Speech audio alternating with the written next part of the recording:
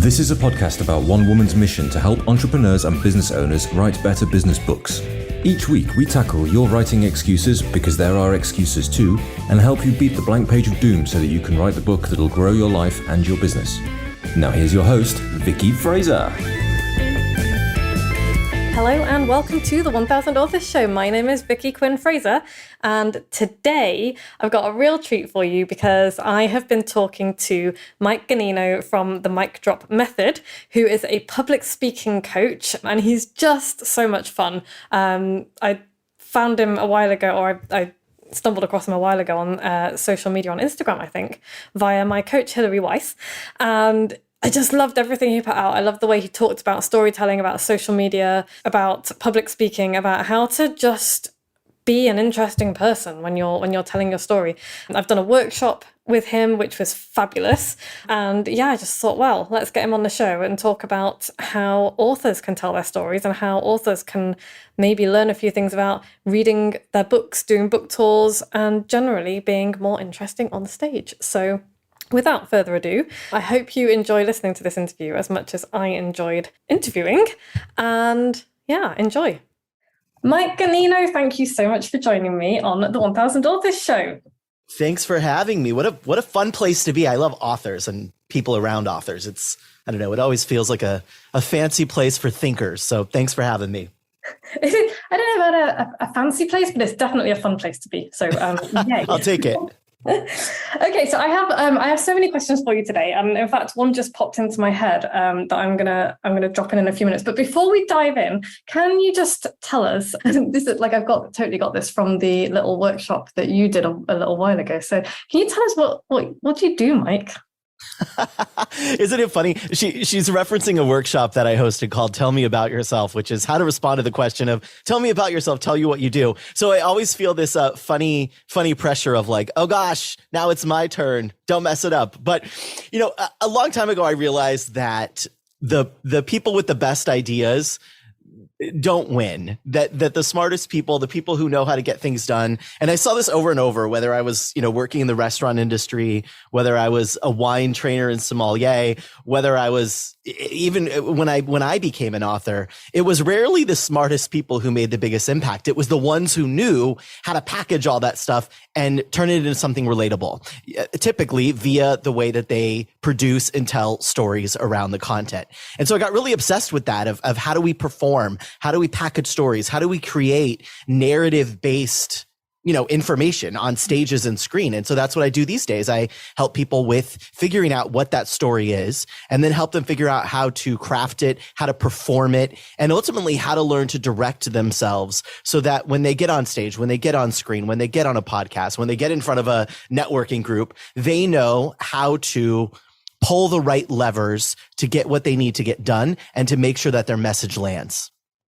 So I love all of that because obviously I come from a writing background. So I love writing stories. Storytelling via writing for me is a very natural thing. And so one of my first questions actually was, is there a difference between writing a story and telling a story in person? Because I know that I get the chance to edit and rewrite and do all of that stuff. But when you're in front of people, it's like, I've just got to do this thing. So tell us about the difference between kind of writing it and speaking it in front of people. Yeah, I think there's a significant difference. In fact, when we're coaching people inside of the Mic Drop Method, which is the program that I work with people through, we tell them often, like, don't sit down and write your script first. Like, go on a walk, like figure out what you want to talk about, get some Post-it notes, something like that, mind map it or whatever. But then like record on your phone and go on a walk and see what comes out. Because a few reasons. One is that when we write very differently than we speak. We start to lose contractions when we write. Everything becomes very formal. I always make this joke that, like in the mid-90s when Madonna started sounding more British all the time, and it's happening to Lady Gaga right now where it's like, oh, I thought you were from New Jersey, but okay. We start to sound fancy sometimes when we type things out, and we write in punctuation. We don't speak in punctuation. Like in all the things we've said so far, where does a period go? Where does a comma go? It doesn't matter because we don't speak in capitalization. We don't speak that way. And so what happens a lot of times when we sit down to write a story that we're going to tell on stage, is that's part of the reason that, you've seen those people, Vicky, where they get up and it's like, wow, that seems really stodgy. Like the delivery of their talk or their story seems really like overly scripted and overly rehearsed. Yeah. That's probably not the issue. The issue is it was written in language that isn't natural for the person. So now they're having to go to these like Herculean efforts. They're trying to pull out their best, like Helen Mirren, to be an Academy Award winning actress in order to deliver these lines, which sound nothing like how they actually speak. And so when we write a story versus produce a story or craft a story for telling on stage, we have to think about it very differently because we speak differently than we write. And audiences read differently than they listen. Like if I was reading, I'm reading your book on writing books, and if I read something and I say, wait a second, hold on, let me go back real quick. I could do that. If I get lost and I think, wait, hold on, what does this mean? Who was that again? I could go back. I don't have that luxury when I'm on stage. So I have to think about not only the words I'm saying in the story, but how I deliver them. What is my pacing like? We call it the 5 stage languages. How do I use all those languages to really, because when we listen to people, we are listening to not the words they're saying. We're listening to the way those words feel, really. And that's one of the big differences. Okay, that's really made me laugh, Mike, because so often as a writer, I've seen there's so much advice out there on how to write and how to tell stories, and people are often told write like you speak, and I'm always like banging my forehead against the wall when I see that, because it's just, you've hit the nail on the head. It's like, we don't write like we speak. If you write like you speak, nobody would be able to follow what you'd written. And so, yeah, I love that. That's a really great explanation. And so it sounds like there's a lot of different things going on when you tell a story on stage, and there's a lot to think about. And one of the things that popped out for me was a little bit earlier was the word perform. So could you talk about that a little bit, and about how being on stage is kind of a performance? Because people think of performance as being, I'm doing a song, or I'm doing a dance, or I'm, in a play. So can you talk about that a little bit?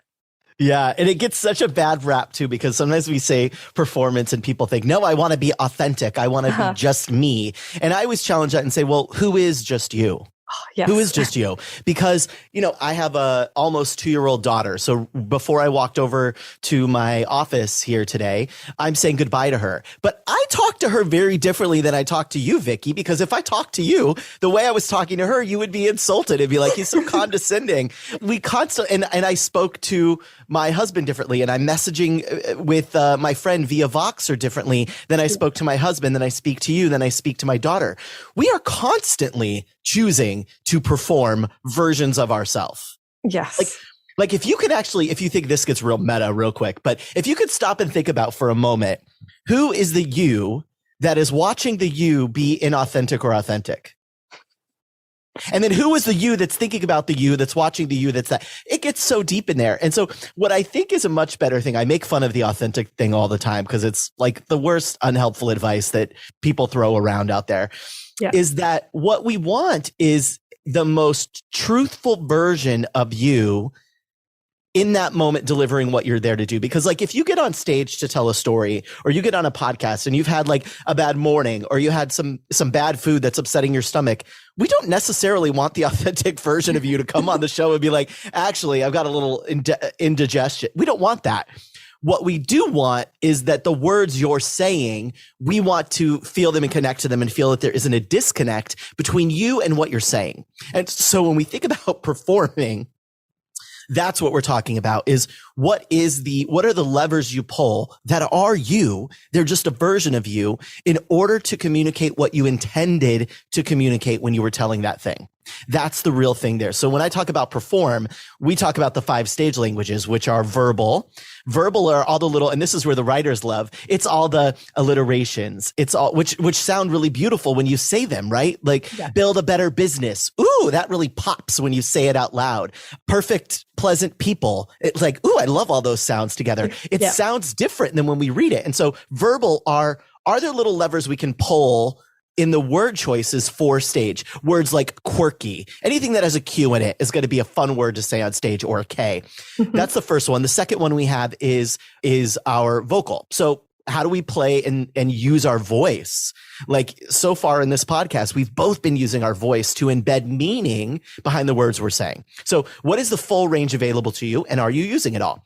Then we have visual. What are the elements around you? What does it look like there? A lot of times when people get on stage to tell a story or they get on screen, they don't think about someone's watching the full thing. So what does the full package look like? What's the full scene in a way that they're watching? The fourth one is physical. How are you moving? How do you use your hands? What does your face look like if you're on screen? This is something I see a lot of authors struggle with book. I've coached a couple of pretty big name authors who were doing book tour, and they were reading from their book. And this is where they really struggled, because it's kind of boring to listen to an author read from their book. So they really had to think about, how do I perform parts of this here? And so when I talk about performance, that's what I'm talking about, is how do you embed all of the feeling, the audience that you want them to have into what you're saying? How do you learn to do that? So I love that. I was just about to ask you about the 5 stage languages, actually, because you mentioned it, but I love that you mentioned the vocal side of things. So I guess what you mean by that is it's how do you avoid talking in a really boring monotone like this and kind of bring it to life? I always think of it a little bit like singing. So is that what you're talking about? Kind of using the whole vocal range and just kind of, I don't even know how to, it's like dancing with your voice, I guess, is the way that I like to think about it. Yeah, I mean, that's the hard thing too. The funny thing about coaching this kind of thing is I really had to go back to like all my theater work and say, okay, how do you teach something like that? Because you can't just say to someone, hey, don't be monotone, use your voice. And it's like, well, what does that mean? Because a lot of times people are exploring what that means for the first time. And so we play with these 5 specific levers when it comes to the voice as well. So inside of the vocal piece of the 5 stage languages, we say, how can you play with pitch? How can you play with the pitch of your voice, where it goes up and down? If you're saying, if you're reading from a book or you're planning a story and you want to say, someone asks you a question and is like, are you available? And you're just like totally out of it at that moment. And you say, available for what? That little rise of the what tells us so much more. And you don't need to explain anymore. So we play with pitch. We play with pause. Where should you pause in your talk? Where would ask, and this is really useful for stage, because in a book, you don't have to worry about the pause, because I just stop. Like I'm reading and you say something powerful and I just stop and I think about it for a little bit. Mm-hmm. But on stage, you have to give me that moment. If you say something big, you as the presenter, as the speaker, as the storyteller, as the person even reading your book to the audience, you need to stop and let the audience think about that for a moment. Let them consider it. Let it wash over them a little bit. So pause is another one. We work on passion, which is just, we try to come up with all peas. So, we're squeezing it in here. Yeah, I love a pile of peas. It's great. A pile of peas. Passion is, you sound like my daughter, a pile of peas. The passion is the emotion. How do I feel about the words I'm saying right now? What is the emotional context of this sentence or this structure? What's going on in there? We talk about punch, which is where you give different words different weight, So how are you elongating words, or how are you really like landing something? How are you, stretching something out? And so that's what we teach people to play with when they're learning how to use their voices. So what we would do is we would look, let's say that you had a story, you're going to go on book tour even, and that we've gone through your book and I've helped you pick out, what are the key parts you're going to read? What are the chapters you're going to read? What are the stories you're going to pull out? Now we'd pull those into a script, and then we would have you do a read through, just like actors would do. You do a table read. So you do a read through of your script, and we think, okay, that feels good. That none of the words were difficult to say. It all feels good. Now we go back at it and we say, how do we apply these 5 stage languages to it? And when we get to the vocal part, we would look and say, okay, how can we play with this sentence? How can we really make this land? This is a big idea. What could we do here? Could we slow it down? Pacing is the 5th one, by the way. Could we slow it down and really, really let the audience think about the important thing you said? Or should we speed it up so they get that this is all calamity and we got to be thinking? All of those little choices are performance elements that are meant to really communicate what you intended to communicate. That is so helpful. And there's a lot of crossover. So I'm going to ask you a question now, because I also, I don't know if you know this about me, but I'm also a trapeze performer and a pole dancer, and I teach that as well. And one of the things that we teach our students to do and that they find so difficult is to hold the move that they're doing for a little bit longer than is comfortable, because it's like, you know what's coming next, but the audience needs to have time for that to land and for them to take in this amazing thing that you've just done. And so it feels to me like that's actually very similar to what you're talking about on stage, is like knowing when to pause and give people time to appreciate that amazing thing that you've just dropped on them.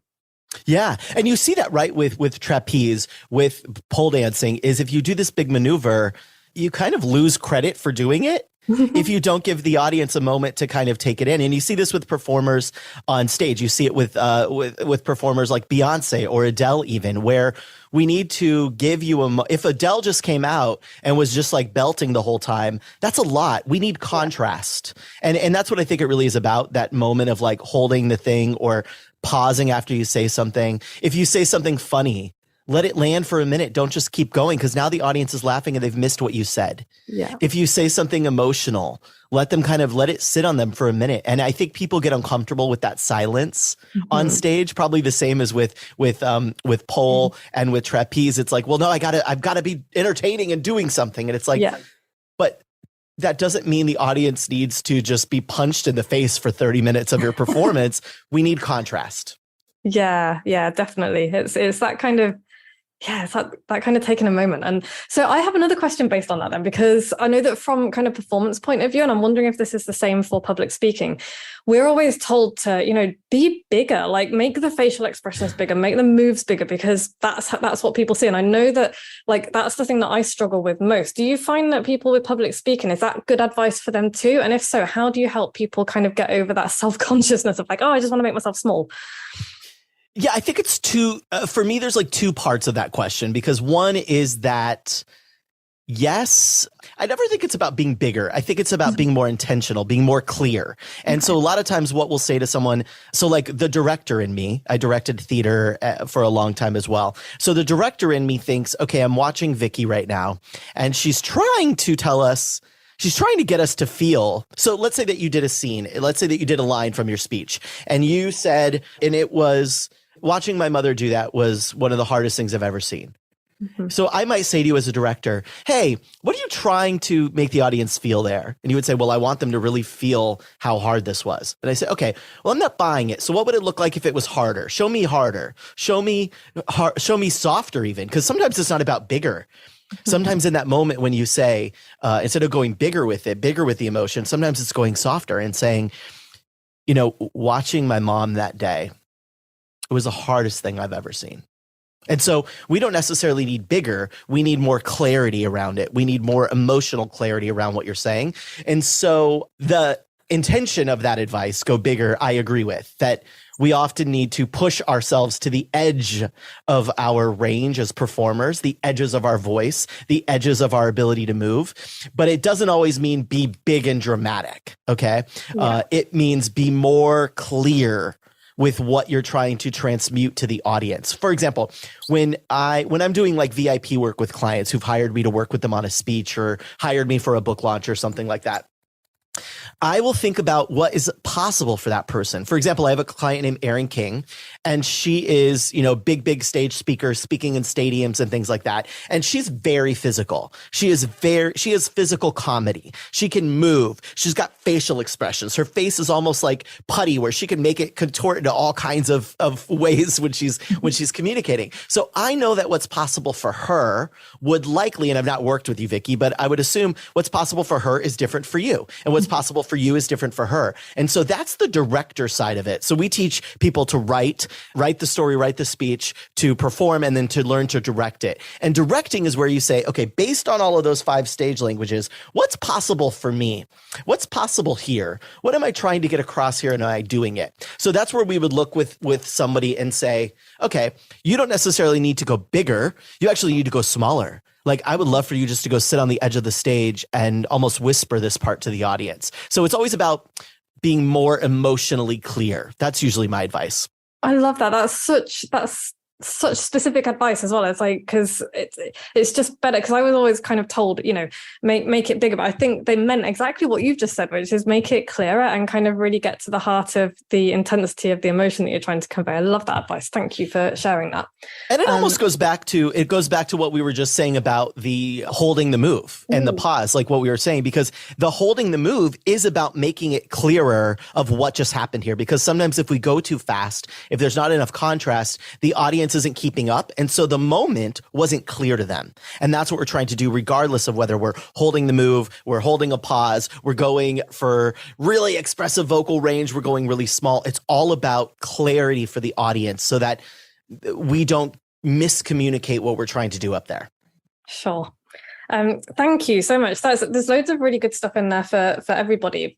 So can I ask a couple of questions specifically about authors and their books and kind of book tours and things, and not just book tours, but kind of going onto podcasts and any kind of public speaking about their books. And I wondered if you had any advice specific to them. So I guess my first question would be, you've already given us a little bit of absolute gold for kind of how to read books, but what advice would you give to authors who have been asked to read a part of their book, or who want to read a part of their book on social media, to make it, not just somebody staring at a book and reading it out loud?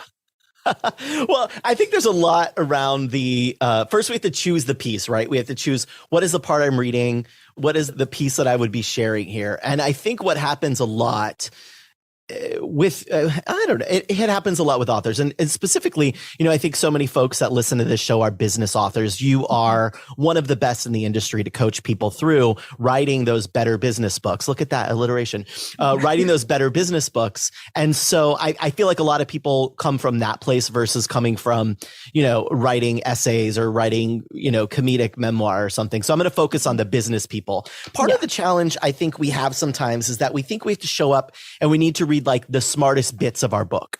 We need to share the part with the most steps. And the reality about being the smartest business author is it's about your ability to translate. It's about your ability to take something ordinary that we miss and turn it into something meaningful. And so often when I work with authors, and let's say they only have a little bit of time on a stage or on a panel or in a podcast or a video, they only have, 5 minutes or something to read from the book. They're not going to read the whole book. I tell them to look for that moment. What is the moment? What is the story that really sets you up to be like, wow, I get this person's perspective and where they come from. Of course, I need to get that book to learn how she applies it to social media. Or of course, I need to get that book to learn how she applies it to book coaching or whatever the case might be. So like in the case of, I'm working on the Mic Drop Method book right now, which is the book around our methodology for all of this, the write, perform, and direct. And if I was invited onto a show to read a bit of it, I wouldn't read the bit that says, hey, it's really important that you learn to write, perform, and direct. Here's the 5 stage languages, yada, yada. I would read the bit that talks about how I realized that what I was doing in the world of theater and comedy on stages was really applicable to the training I was doing as a restaurant trainer. That's probably what I'd focus on, because then the audience would say, oh, this is smart. This is interesting. That's why he's smart. It's not because he has the 5 steps and the 5 languages. It's because he's translated something that I've never heard translated like this before. So that's one thing that I would say to authors, is to focus on that part of your book. And you do such a beautiful job in your book, Vicky, teaching us how to find those stories, how to weave them into our narrative. Every chapter of your book is brilliant, by the way. So I'm fanboying for you. Thank you so much. How to put those stories inside of the business content you want to teach. So that's what I would say first on finding it. And then the second thing would be going through those 5 stage languages and saying, okay, how do I make sure that I am not just reading from the book, but let me take the part of the book where I am going to read this chapter, I'm going to read this section. Let me actually pull that out of the book, put it into a new piece of paper, and treat it more like a script than reading a passage from a book. What that looks like is the lines get much shorter. So instead of it being like a book length line, it may be only 5 or 6 sentences on a line. We start to break it up to read it from stage so that the pauses are not the periods, because those aren't really the pauses in when we speak, but the pauses are actual line breaks and things like that. Then I would look at it and say, how do we layer in some of the other 5 stage languages here? Is there anything visual I want to do? How am I using my hand in this moment? Those kinds of things. That's probably where I would start. That's so valuable. Thank you so much. And anyone who's listening who is thinking about going and talking, on a podcast or whatever, take that advice, but also go work with Mike, because I'm now like listening to you. I'm like, oh, next time I launch a book, I'm definitely coming to talk to you, because this is something I need help with. Okay, so I have, we are running out of time, sadly. I could talk to you all day about this. And I'm definitely, by the way, going to get you back to come and talk about your book, The Mic Drop Method, when you've written it, if you would be willing. And you can show us how it's done. But I was just going to ask one more thing, because, and I think this is going to be good for people who are on stage and for people who are speaking on the internet, I guess, on videos. Sorry, I forgot the word for video then. How do we avoid, and I know this is probably a question that you get a lot, but I also know that it's a question that people will appreciate being answered. How do we avoid death by PowerPoint? I think it's one, I always say this. I say we should be kinder to PowerPoint because it never killed anybody. What killed these things is not having the ability to direct that performance. And so if you are going to be delivering at a summit, you're delivering a speech at a summit, a virtual summit, or you're going on stage or something, the slide deck should be the last thing you think about.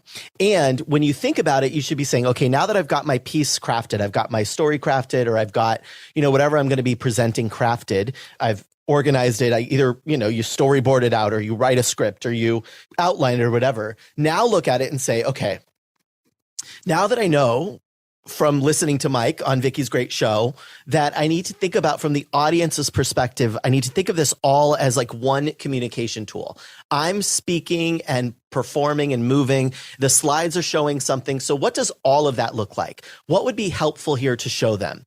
What happens most often is that we sit down and we design the presentation using PowerPoint. So we sit down and we say, I'm going to start here, and then I'll say this and I'll do this. And I think that that's backwards. I think we should be designing the slides based on what we've already scripted and planned to say. So then we look at it and we say, okay, so now that I know this is what I'm going to be saying and doing, is there a helpful image I can show here? Is there a funny image I can show here that I can punctuate the thing I just said? Are there certain words that I want to pop up here? The death by PowerPoint happens because we sit down and we try to script our talk in it, and we try to use the slide deck as a teleprompter for what to say. So if we start with the piece, and we go through the beautiful thing about the 5 stage languages, by the way, and practicing this way, is it makes memorizing your talk almost not necessary. Because at this point, you've gone through it so many times that you kind of have it in your bones, you feel it in your bones, that you don't even really need to. People say like, how do I memorize? Well, if you go through the process we teach, you probably don't need to memorize because it's probably in there at that point. And so then we don't use the slides as a teleprompter anymore. We use them to supplement the real message, which is us. We are the message on the stage. I love that. We're the message. We're the message on the stage. I love that. Thank you. And so I do have some quick fire questions for you in a minute, but just before we do, I'm quite a visual learner. That's not even true. I'm a doing learner, so I learn best while I'm doing, but I know that some people are quite visual. So apart from your good self, Mike, who do you recommend that we go and watch speak? Who's really great and really entertaining and really good to watch? Oh, that's an interesting question. I think there's all kinds of interesting things that we can pull from different people. One of the things I think is really interesting to say to yourself when you do watch someone, because what happens is we watch them and we get imposter syndrome, or we get judgy and we say like, oh, well, I wouldn't do that. I wouldn't. Of course you wouldn't. You're not them. So what I always say, and the way that I look at it when we're working on this whole we're going to be putting out YouTube channel this fall, and it's going to be all like reaction videos to me responding to talks. But my approach is never to look at like, what could they have done? My approach is to say, the thing that they did, why was it really effective? Why did it work for them? Because now I can say, ooh, that might be useful for me. And so what I would say, first of all, before you go out and watch any of the people I'm about to mention, I would say to really think about it from the perspective of not looking at anybody on stage. If you're at a conference, people say all the time to me like, oh, do you have a hard time going because, this talk sucks or whatever? And I say no, because I always look for, why did that person make that choice? What was available to them? Why did they do that? That was interesting. And so that's what I would suggest, first of all, is no matter who you go watch, do that. And then a couple of people I think are really fun to learn from. There's a guy named Ron Tite, Tite. He's a Canadian. He is just great on stage, really, just a really brilliant delivery, great performance ability. And I think if you watch him, you'll see someone who you would look at and say like, oh my gosh, totally authentic. And he fully is performing. He's making really conscious choices the whole time. So if you could find some videos of him, Ron Tite, Tite, really, really great speaker. Erin King, who is one of my clients. Again, I think she is really fabulous for watching of like, why did she make those choices? What was available to her on stage? So videos you could find of her are really great. And who else do I love? Brittany Cunningham has a great TEDx talk. Again, I think it's all about watching people and saying, based on what was available, what was really good here to pull away. And with that, I think almost anybody could be a good lesson, right? Yeah. Do you know what? I love that advice as well, because it's actually really similar to what I suggest people do with books. So it's like when you read a book, and because I get people to kind of, I write quotes out from books that I love. And then I look at it and I'm like, why did I love this so much? What was it about this that made me love this so much? What technique did they use? What words have they used? What, all of that stuff. It sounds like very similar advice that you're giving to kind of watch people and figure out, what they did, why they did it, why they made the choices they make. And I just think it's such good advice, and it's much more interactive and gets rid of that imposter syndrome stuff that you mentioned. That's like, okay, well, how can I dissect this? Not dissect it, but how can I learn from it, I guess, is what I'm saying. Yeah.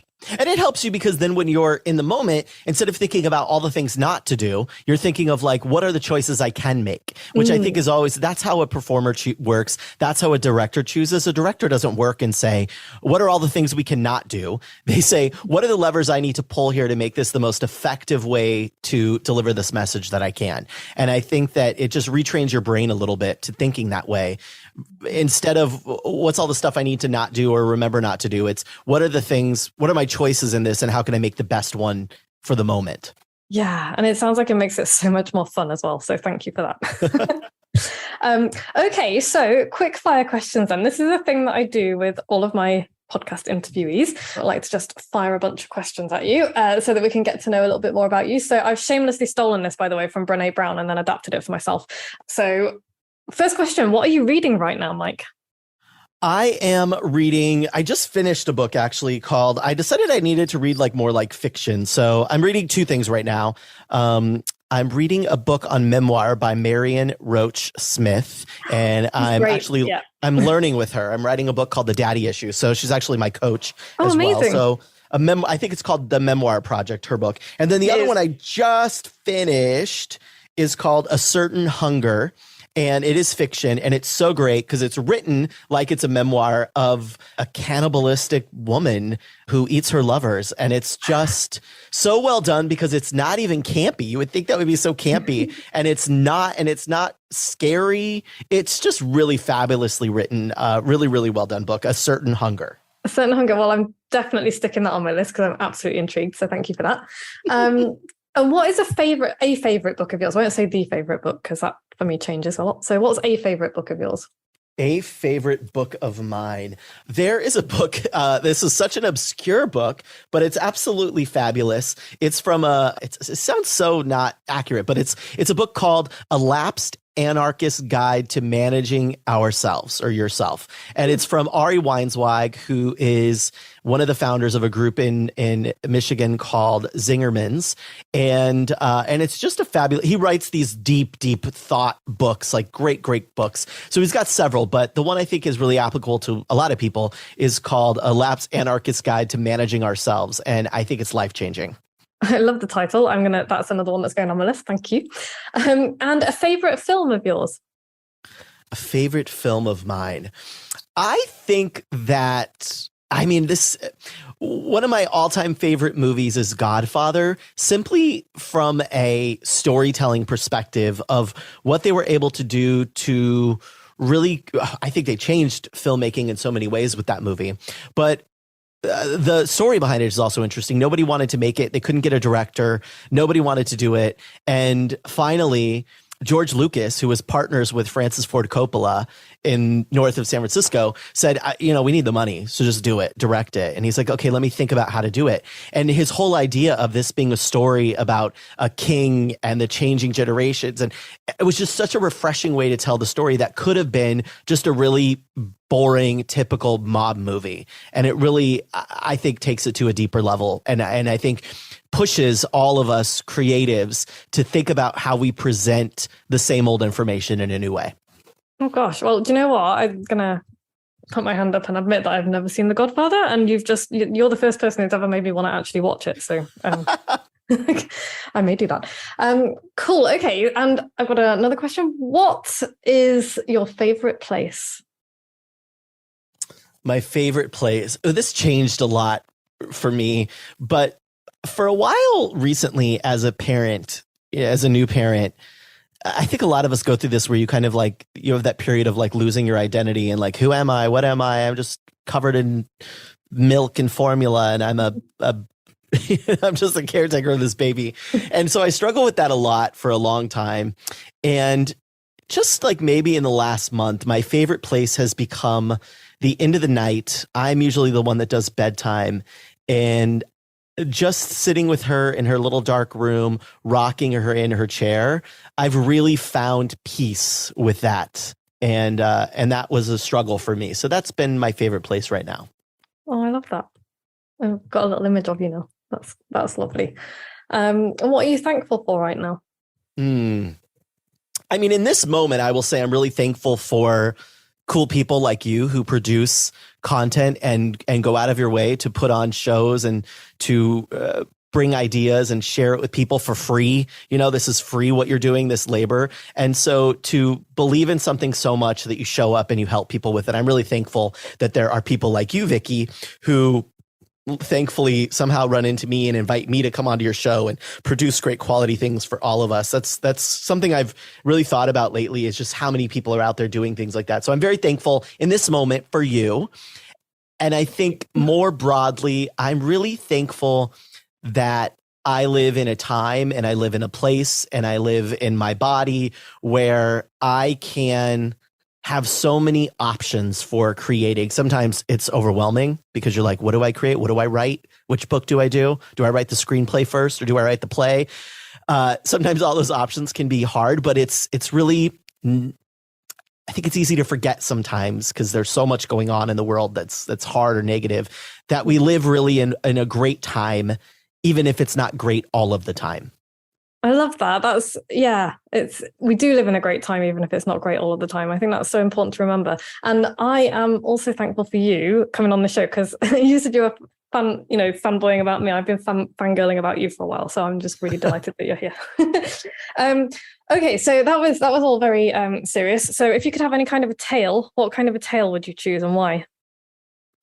Like an animal tale or like an epic journey tale? Oh, an animal tale. Oh. I think I'm trying to think of all these animal tales now. I would probably, I'm a Taurus, like by sign. So I always like things to be a little bit, I'm a little bit extra. Mm-hmm. So I would say that I'd really love to have like a big, thick, beautiful red foxtail, like just like beautiful. And also my husband and my daughter's last name is Fox. So that fits. Okay. I love that. I did not know what you were going to say then, because my husband's answer to this question is always, I would like a big dinosaur tail with a thagomizer on the end, which is one of those big things with the spikes. So, but yeah, red foxtail. I can see you with a red foxtail. And okay, so what's on your bedside table? Oh my gosh, the truth? Yeah, if you're willing. So much stuff. It's there's so much stuff over there. I've got all kinds of diabetes things. I'm a type 1 diabetic since I was 8 years old. So I've got glucose tablets for any overnight low blood sugar emergencies. We've got test strips, all those kinds of things. And I've got there is a book there actually called, I think it's called All the Uses of Enchantment or something like that. And it's very, it sounds very fun, but it's actually quite researchy. So it's taken me a long time to get through it. So that's still sitting over there. And what else is over there? And a phone charger. Yeah, Cool. Thank you. Thank you for answering that so honestly. I'm never quite sure whether people are going to go with that when I ask them, because you never know what they've got on their bedside table. So, and my last question before I thank you so much is to ask, where can we find out more about you? Where can people work with you? Where can we find out everything that they want to know about Mike? Yeah, there's two quick and easy ways. One, if you just want to grab like a quick little, something to kind of think about stories differently and the stories you might tell. We've got over at mikeganino.com/storycraft, a little guide for you on the 5 stories that we think you should tell and how to kind of think about putting them together, how to plot them out. And if you're thinking about wanting some help with all this and you want to learn more about working with us, then you can go to mikeganino.com/apply. And then that gets you access to a training that deep dives into how we should be thinking about writing speeches, how we should be thinking about the 5 stage languages and directing speeches, what we get wrong, what the myths are. So it goes into all of that great stuff for you. So, if you're even thinking like, maybe I could work with this guy, maybe there's something here. I encourage you to go do that because the training itself is really helpful and gives you a different take on it. And I think even if you go and you're shopping for story and public speaking coaches elsewhere, it at least gives you a frame of reference to use as you're looking at us versus other people. And then of course I'm on all the socials as Mike Ganino. So wherever you like to do social things, I'm there and we can play. Fantastic. Thank you so much. Mike, it's been such a pleasure. Thank you so much for coming on the show and being so generous with your wisdom and with your stories. It's been a real delight talking to you. Thank you for investing your time here. I appreciate it. Thanks for having me. Well, that was a real pleasure. Thank you so much for joining me and Mike for this week's episode. Thank you again to Mike as well for so generously sharing your stories and your wisdom with us. And all of the links that Mike mentioned are in the show notes. The books that he mentioned are going to be in the show notes as well. And if you would like to find out more about him, start at mikeganino.com. And I thoroughly recommend that you check out his free resource anyway, even if you have no intention of doing any public speaking. If you are an author, I really recommend checking out his resource anyway, because all of the advice that he's going to give you is going to be useful for writing your story in your books as well as for speaking your story and putting your story together. So really go check him out, get on his email list, follow him on the socials. You will learn an awful lot and you will be entertained. And in the meantime, if you're thinking, oh my gosh, I could be an author, I could go and do a book tour, and you want to write your own book, then I would love to help you. So if you are thinking, oh, I've got this idea and I've been wanting to do this for ages and I'm just not getting anywhere, and shame, because I know how shame-inducing it can be to want to write and you're just like, I want to do this thing and I'm not doing it. Shit, what's wrong with me? I would like to introduce you to the Book Breakthrough Jam, in which we will get you writing. I promise I will get rid of any feeling. I will help you get rid of any feelings of shame and guilt and inadequacy that you may have around, oh, I can't write this thing. This is, so I'm really stuck. We'll get you unstuck. We will go through your idea with a fine-tooth comb. We will map out your book so that by the time we are finished, you will have a detailed outline. You will know exactly what you're going to do when you get started. And you will be able to just crack on. You'll be able to walk up to your desk or wherever you do your writing and just start. You can find out more about that at moxiebooks.co.uk/book breakthrough. There you go. Should know my own URLs. And that link as well is in the show notes. You can also get my free writing prompt calendar if your problem is that you want to build a writing habit and you're struggling with that. You can go to moxiebooks.co.uk/calendar. It's totally free. And if you like this podcast, please go to iTunes and subscribe and rate us and review us.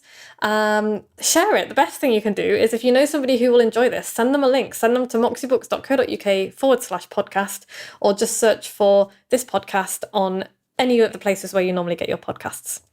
Joe and I will be back same time next week. In the meantime, just remains for me to say thank you so much again to Mike, and thank you to Podfly as usual for making this podcast sound wonderful, and thank you to Harriet for helping me get it out there, and thank you to you, dear listener, for always being here. See you next week. Thanks for listening.